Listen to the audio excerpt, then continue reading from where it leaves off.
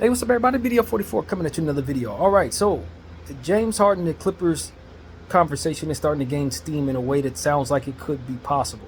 From what I understand, the Sixers want 2 first-round picks. The Clippers are trying to not have to. But as of an hour ago, it seems like the Clippers are now trying to find a way to add draft capital. It probably sounds more like second-round picks than more than 1 first. I think they're committed to 1 first. They're committed to Terrence Mann, I believe, but it's going to take some more to get the salaries to match. I put something together. I don't know if this is what the Clippers are thinking or not, but it'll make the salaries match. Amir Coffey, Norman Powell, Terrence Mann, and there was one more player, man. Amir Coffey, Terrence Mann, Norman Powell, and somebody else. I forgot who I put on there, man, but that's what it's going to take to make the salaries match. Bones Highland was the other name. That's too much. That's too much. I'm not giving all that up from the LA Clippers. And picks? No, I'm not giving all that up. So I'm not sure how they're going to try to rearrange it. I hear Norman Powell may not be involved in that trade. Maybe they do Rocco since he had some time spent with the Philadelphia 76ers. He's at $11 million, so you got to throw in even more to make the salary match. Norman Powell makes it easy at $18 million. I believe it's expiring too. Terrence Mann is on, what is it, $11 million or something like that for 2 years, 2-year deal for sure. And I think that's the meat and potatoes of what the Philadelphia Sixers want. They would love to take Terrence Mann in 2 picks, but it's going to take more to make the salary happen. So I don't know. It's looking kind of tricky to me. I honestly think Norman Powell probably will be a part of this trade just because it matches so well with the salary. He does have injury issues. This is James Harden we're talking about, so he is a hell of a player even though he's got a lot going on. At the end of the day, he's still going to give you about 18 and 10 in terms of 18 points, 10 assists. You can count on that for about 50 games, 55 games maybe. If that's enough for the Clippers to feel like they're over the top, you know, you got Russell Westbrook, you got James Harden, you got Kawhi Leonard, and you got Paul George, and you got Ivica Zubac as what you're throwing out there. And that's a hell of a team. I don't know if I think Russell Westbrook necessarily fits there, but I'm a Laker fan, so I got a different look in my mind about Russell Westbrook than what he's been showing the Clippers for the last for the last year or so. So I think the Clippers are probably, if you've been watching the Clippers closely, you're probably higher on him than I am. That's just kind of how that goes.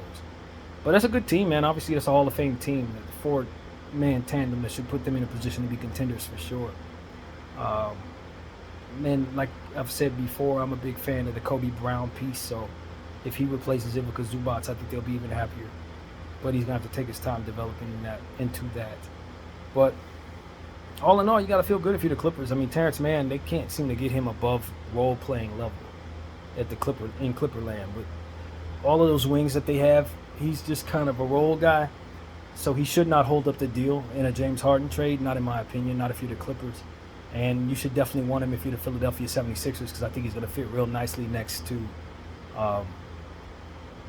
what's my guy's name? Tyrese Maxey. I think he'll fit real nicely next to him.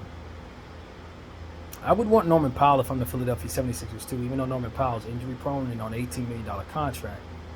I think Norman Powell is somebody who's clearly a microwave scorer extraordinaire when he's healthy.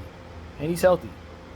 So he's going to be able to have big games for you, but you also know he's probably going to be missing a lot of games too. But with him expiring, that could look really good for the Sixers, who are going to have a lot of cap space next year.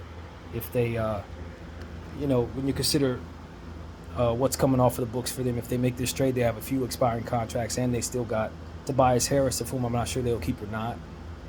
But, him coming off the books at like 35 or something like that is really, really, really good. No, he ain't at 35, but he's up there.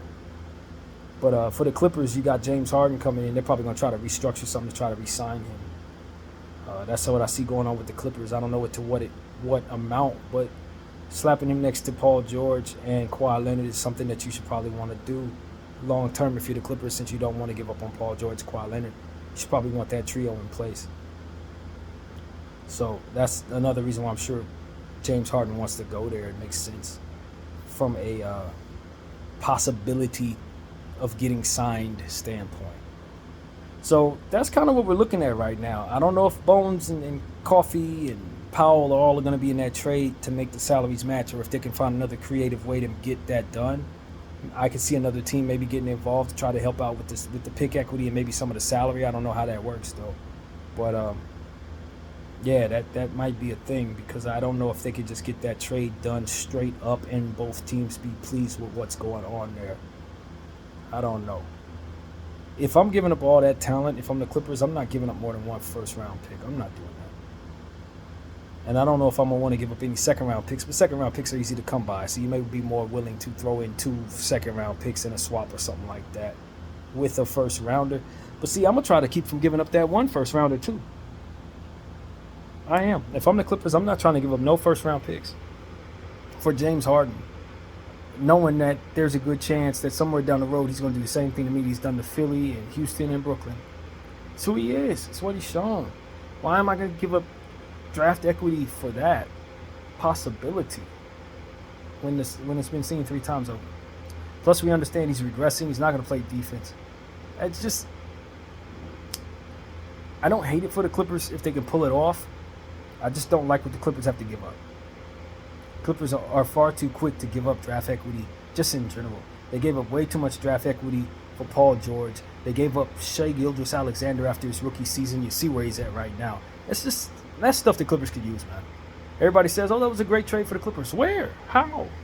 Has Paul George really turned out to be that? Has Kawhi Leonard and Paul George really turned out to be what it is that was worth? Let's be honest. They ain't gone nowhere. Where have they been? Yeah, they kept a core for 5 years, but what have they done? Nothing. I would love to have had Shai Gilgeous-Alexander and all of those picks back if I'm the Clippers. I want all that back. I would have never did that in the first place, to be honest with you. I wouldn't have done it. I'm just going to tell y'all right now. Now that we see how it looks, it's easy for me to say that. Of course, they thought they were going to win championships when they did that, but I don't know why. We had Bron. They weren't going to win them. We had Bron. And they were trying to answer that with Kawhi Leonard. Cool. And Kawhi Leonard wanted somebody to run with, Paul George. And so the OKC Thunder are living rich off of all of those picks. And we know those picks turned out to be really good players, because look at what OKC has. All of that is really good. Clippers should have all of that on their team. Instead, they're trying to trade more pick equity to make it further make sense 5 years down the road, when all they should really be trying to do is trade both of those guys. But the Clippers will clip, man. That is what it is. They're going to clip themselves, and the fans are going to hurt for it. All 4 of them. So that's really what it is, man. You got Russell Westbrook still talking that loser mentality, talking about, that win now, must win a championship stuff ain't necessary. Look at what we can accomplish with camaraderie and all types of other loser crap. I don't agree with it all. That's loser, man. You can have the camaraderie with the pressure of winning a championship. Can't guys come together to believe that they're gonna win a championship? Why they gotta give themselves passes for the possibility of losing? I don't understand it. You're competing. Why are you okay with losing? That drives me crazy, man. Thinking about Russell Westbrook when he was saying that crap on our team. We talking about must win. He's like, oh, let's just have fun. Fun is winning. Winning is fun. He just don't like pressure to win. And that's why he ain't winning. And that's it. And if you don't put any value on winning, then you're going to lose. And the other team's going to win. And they're going to dance on you. And they're going to have fun with your camaraderie in the loser locker room. I don't like it. I don't subscribe to it. I won't tell kids to think like that. Welcome the pressure of winning so that you can have the success of winning, because that is most rewarding. Winning is most rewarding, not finding camaraderie amongst losing and giving yourself passes for doing the work necessary and the sacrifices necessary. Giving yourself passes to win. You got to win in order to truly understand what it is you're worth playing, what's worth doing there. What are you doing there? You just want to shoot a basketball by yourself. But if you're going to be a part of a team sport, you should be aiming for the highest level of success. And if you're not getting that, then there should be some unhappiness. So his mentality, Russell Westbrook's, is something that I would want sent to the Philadelphia 76ers right now. I would take him and send him there if they would take him, just for that statement alone, man. I'm telling you, it doesn't work. Only he is going along with that, and the reason why he's going along with that is because he doesn't want the pressure of wanting to win, because he knows that his style of play doesn't often win. It's weakness, fam.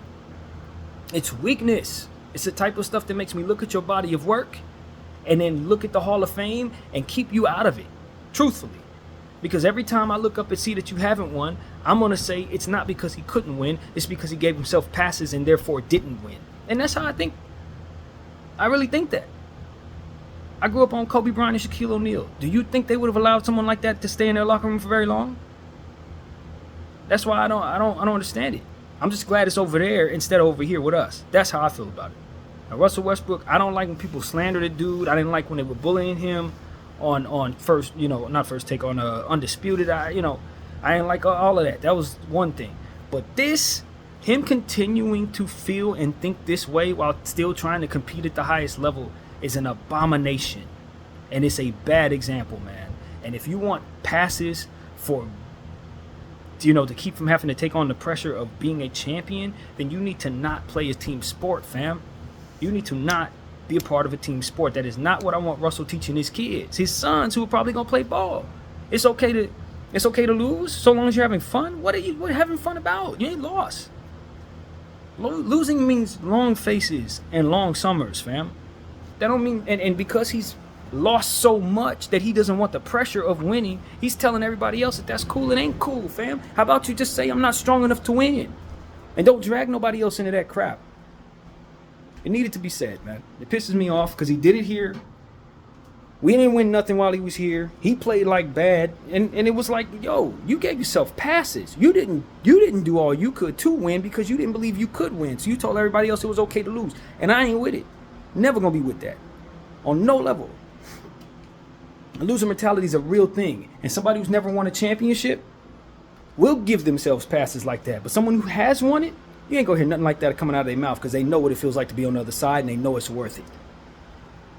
It's unbelievable. But anyway, that's what I have to say about him. And then you're gonna bring James Harden to that, and then Kawhi Leonard, who's whatever that is he got going on, man. They ain't winning nothing. I don't care how much talent you put on that team until they get their mentality right. Poor Ty Lue, he should be in a better situation. But until they get their mentality right, they ain't winning nothing, bro. I don't care how many Hall of Famers you slap together. If they don't have a winner's mentality, they're going to lose to someone who does have that. And I hope there ain't no more players coming in after Russell Westbrook talking like that, thinking like that, or feeling that way about themselves. You are good enough to win. You deserve to take on that pressure so that you can receive that success. To me, that seems like an inner demon, to be honest with you. Something that says, well, I don't think I can win, so let me accept losing, and I don't think I'm too weak to do the work it takes to win. I'm too weak to take on the pressure it takes to win, so let me concede to others who will be able to do so. Man, that's garbage. That's garbage. Challenge yourself to take on that pressure, because that's what's going to ultimately give you the experience of what winning is really about.